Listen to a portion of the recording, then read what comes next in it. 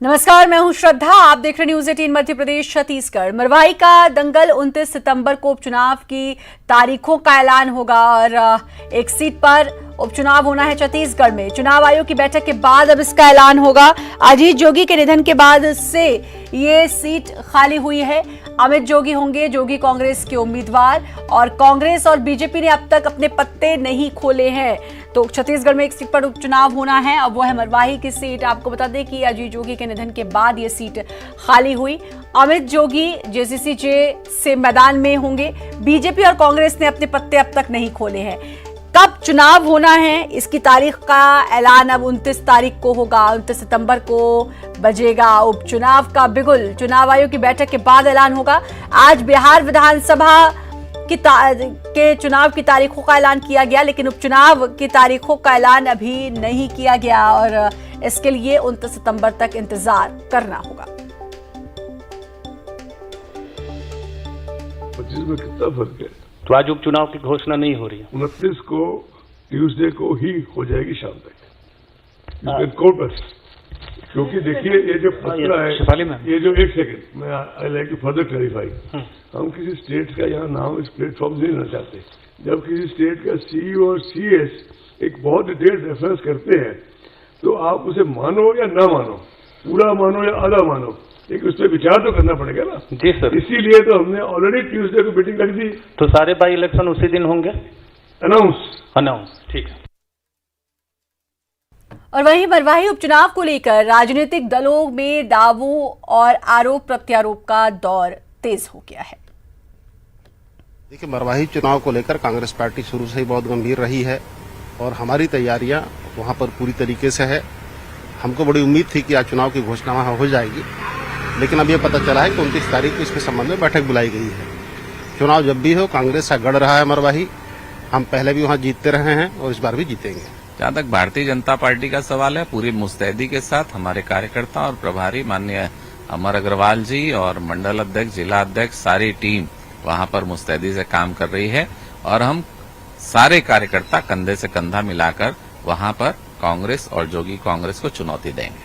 देखिए, मरवाही को लेकर के कोई विशेष हमारी कोई ऐसी तैयारी रहती नहीं है। विगत 20 सालों से इस सीट पर जोगी परिवार का कब्जा रहा है। माननीय अजीत जोगी जी का इतिहास है, आप देखेंगे जब भी चुनाव लड़े जीते हैं। 2014 में माननीय अमित जोगी जी ऐतिहासिक मतों से जीते हैं। अब हमारे नेता हमारे बीच में नहीं है, उनके स्मृति हमारे बीच में है। मरवाही के कड़कड़ में धरती में बसे हुए हैं। माननीय अमित जोगी जी उनके जगह चुनाव लड़ेंगे, पुनः वहां का नेतृत्व करेंगे और मरवाही की जनता का लगातार सेवा करेंगे।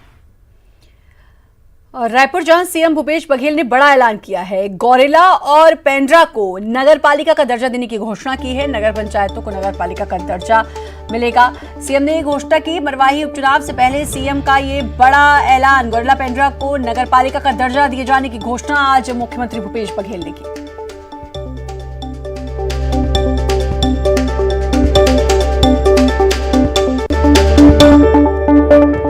और सुरेंद्र हमारे साथ, हमारे संवाददाता जुड़ गए हैं। सुरेंद्र, एक सीट पर उपचुनाव होना है, मरवाही की सीट है। मरवाही सीट की अगर हम बात करें सुरेंद्र, तो 20 साल से जोगी परिवार का कब्जा है और अब अमित जोगी को यह आस भी है क्योंकि सिंपैथी वोट्स उनको मिल सकते हैं अजीत जोगी के निधन के बाद। तो एक तो वहां पर जोगी परिवार का कब्जा, दूसरा अब जो दोनों पार्टियां हैं वो पूरी तरीके से जुगत में हैं कि उस सीट पर कब्जा हो सके। और इससे पहले सत्ता पक्ष ने काफी सौगातें भी दी और आज अब गौरेला और पेंड्रा को नगर पालिका घोषित कर दिया गया है, घोषणा कर दी गई है दर्जा देने की।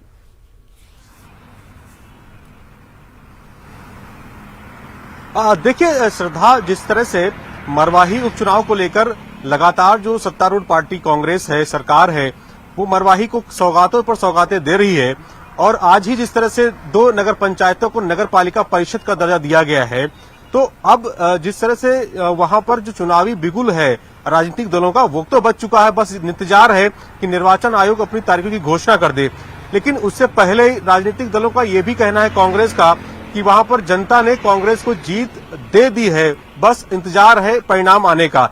दूसरी तरफ ये है कि जिस तरह से अजीत जोगी जो वहां पर चुनाव जीतते रहे हैं, साल 2001 में जब वहां पर उपचुनाव हुआ था, जो मुख्यमंत्री बने थे, उसके बाद से लगातार जो है वो सीट जोगी परिवार के साथ में पास रही है और एक बार वहां से अमित जोगी भी विधायक रहे हैं। और इस बार जिस तरह से उनकी पार्टी ने निर्णय लिया है कि वहां से वो चुनाव लड़ेंगे और चुनाव लड़ने के लिए तारीख का घोषणा होनी बाकी है, लेकिन उससे पहले ही जिस तरह से अमित जोगी ने अपनी तैयारियां वहां पर जोर शोर से कर दी है, साथ ही अमित जोगी ने एक टीम बनाई है। वो टीम दुर्ग से जो अजीत जोगी को चुनाव जिताती थी मरवाही में, उस टीम का वो बना रहे हैं और वो टीम मरवाही में जाकर उनके लिए चुनावी बिगुल फूकेगी और प्रचार प्रसार करेगी। और साथ ही इसके अलावा जो वहां पर बीजेपी है, बीजेपी क्योंकि बीजेपी वहां पर जब से साल 1972 के जब से सीट अपने अस्तित्व में आई है मरवाही विधानसभा की, 2 बार ही वहां पर चुनाव बीजेपी जीती है। उसके बाद बीजेपी कभी वहां पर चुनाव नहीं जीती है, लेकिन इस बार बीजेपी ये पूरी कोशिश में है कि जो उनकी सीटें यहाँ पर 14 सीटें हैं पूरी है दोनों पार्टियों की, कांग्रेस और अगर हम बीजेपी की बात करें, और सभी कह रहे, दोनों ही पार्टियां दम भर रही हैं कि वो वहां से जीतेंगे, लेकिन क्या इतना आसान होगा वहां से जीतना? क्योंकि 20 साल से जोगी परिवार का कब्जा है उस सीट पर, और सिंपैथी वोट, जो मैंने पहले भी बात कही कि सिंपैथी वोट, क्योंकि अजीत जोगी का एक अच्छा खासा प्रभुत्व और वहां पर लोग उनको काफी मानते थे, तो ये एक चुनौती साबित होगी बाकी दोनों पार्टी के लिए।